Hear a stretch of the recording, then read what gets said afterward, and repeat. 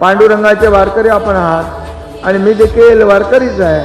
आणि आपण सगळेजण, मी काय सगळे इथं व्यासपीठावर सगळे मान्यवर जे आहेत हे पांडुरंगाच्या कृपेने, ज्ञानेश्वर माऊलीच्या कृपेने, तुकाराम महाराजांच्या कृपेने, सगळ्याच संतांची आपली भूमी आहे आणि त्यांच्या कृपेने आपण या जे जे काही आपापल्या परीने होईल तेवढं सामाजिक काम करतोय. आणि म्हणून आपलं गेल्या 2.5 वर्षाचं महायुतीचं सरकार आपण पाहिलं, सर्वसामान्यांचं सरकार आपण पाहिलं आणि म्हणून एक लोककल्याणकारी योजना आपण राबवल्या. आता देवेंद्रजी आहेत, आपण ती टीम पुढे नेतोय, या राज्याला पुढे नेतोय. आणि म्हणून इंद्रायणीचा विषय असेल आणि ज्ञानभूमीचा विषय असेल, बरोबर ना.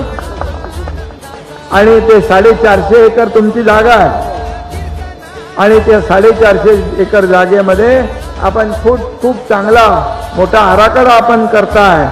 आणि मी एवढंच सांगतो, टप्प्याटप्प्याने आपण तो आराखडा पूर्ण करण्याचं काम या ठिकाणी सरकारच्या माध्यमातून करू. मुख्यमंत्री महोदयांची देखील आमची चर्चा झाली आहे आणि उद्या मुख्यमंत्री महोदय पण येणार आहे. नक्की अख्खं सरकार तुमच्या पाठीशी आहे, सरकारच तुमच्यामुळे आलेलं आहे. त्यामुळे या ठिकाणी जे काही करायचं आहे ते काही तुमचं वैयक्तिक काम मागत नाही तुम्ही. हे आपल्याला हे जो काही आराखडा केला आहे तो आराखडा टप्प्याटप्प्याने आपल्याला कसा राबवता येईल यासाठी सरकार पूर्णपणे आपल्या पाठीशी आहे.